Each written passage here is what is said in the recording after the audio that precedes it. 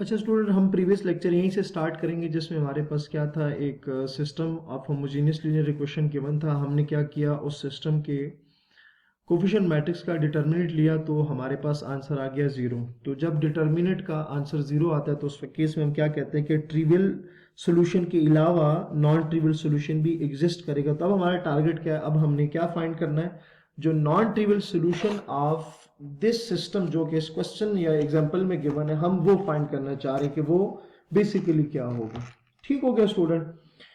अच्छा, अब हम ये करेंगे कि लेट से मैं इन तीनों को नाम दे देता हूं। नाम किस तरह से देते हैं कि एक को 1 का नाम दे देते हैं, एक को 2 का नाम दे देते हैं और एक को 3 का नाम दे देते हैं। सो ये मेरे पास स्टूडेंट आ जाएगी इक्वेशन नंबर 1। ठीक है, ये आप इसको 2 का नाम दे दें और ये आपके पास क्या आ जाएगा, 3 का नाम दे दें। ठीक है, ताकि हम इसको इजीली सॉल्व कर सके। अच्छा स्टूडेंट, अब आपने करना ये है कि आपने ऐड करना है, एडिंग 1 एंड 2। आपने क्या करना है, 1 एंड 2 को आपने ऐड करना है। सो जब आप 1 और 2 को ऐड करेंगे स्टूडेंट, तो देखते हैं कि आपके पास सिंप्लीफाई फॉर्म का क्या आती है। तो आपने दोनों को ऐड करना है, तो आपके पास आएगा x1 plus x2 plus x3 is equals to 0 और x1 minus x2 plus 3x3 is equals to 0। ठीक हो गया स्टूडेंट। इसको अगर आप सिंप्लीफाई कर रहे हो तो आपको ये नजर आ रहा है कि ये दोनों आपस में क्या हो रहे हैं, कैंसिल हो रहे हैं, क्योंकि ये एक प्लस में आ रहा है और एक माइनस में आ रहा है। यहाँ पर x1 और x1 क्या आएगा, 2x1 और यहाँ से क्या आ जाएगा 4x3। ठीक हो गया, 4x3 इज इक्वल्स टू 0। इसको आप मजीद सिंप्लीफाई करें। सिंप्लीफाई ऐसे करें कि x1 की वैल्यूज में से फाइंड कर लें, तो ये आपके पास क्या आ जाएगा, -2 आ जाएगा। स्टूडेंट, हमने क्या किया कि इसमें से 2 कॉमन लिया। ठीक है, 2 किस तरह से कॉमन लिया कि जब आप 2 कॉमन लें, x1 plus 2x3 is equals to 0।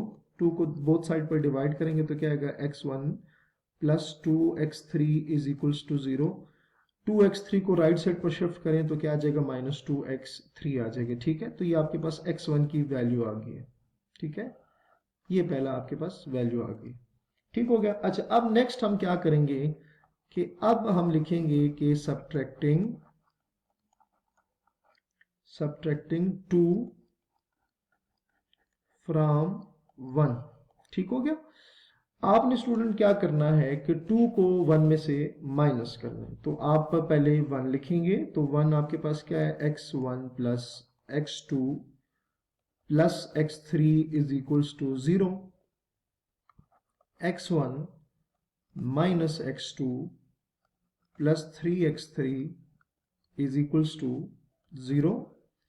Subtraction में स्टूडेंट आपको ये बात पता है कि जब सब्ट्रैक्ट करते हैं तो साइन चेंज हो जाते हैं, ये माइनस हो जाएगा, ये प्लस हो जाएगा, ये क्या हो जाएगा, माइनस हो जाएगा। ठीक है, तो कटिंग में आप देखेंगे कि आपके पास क्या आएगा, आपके पास स्टूडेंट यहाँ से आ जाएगा, ये दोनों कैंसिल हो जाएंगे, x2 1x2 और 1x2 आपके पास आ जाएगा 2x2। ठीक है, और यहां से अगर आप देखें तो -2x3 इज इक्वल्स टू 0 आ जाएगा। ठीक हो गया स्टूडेंट। अच्छा, अब यहां से आप 2x2 करेंगे, ये उधर शिफ्ट करें तो 2x3, ये 2 कैंसिल हो जाएगा, तो स्टूडेंट आपके पास वैल्यू आ जाएगी x2 की।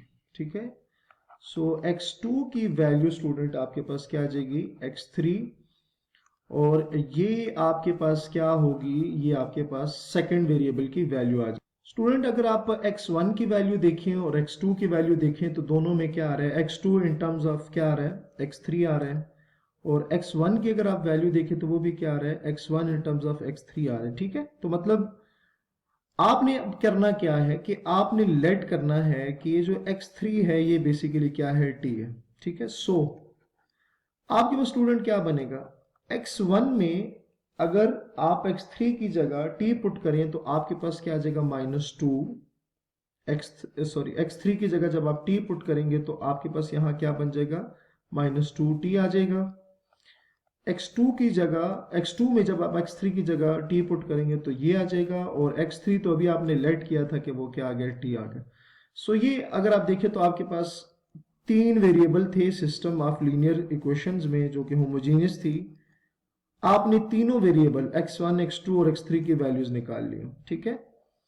और यहां अगर आप देखें तो x1 की वैल्यू जो है वो -2t है, x2 की वैल्यू क्या है, t है, x3 की वैल्यू क्या है, t है। समझ आ गई स्टूडेंट?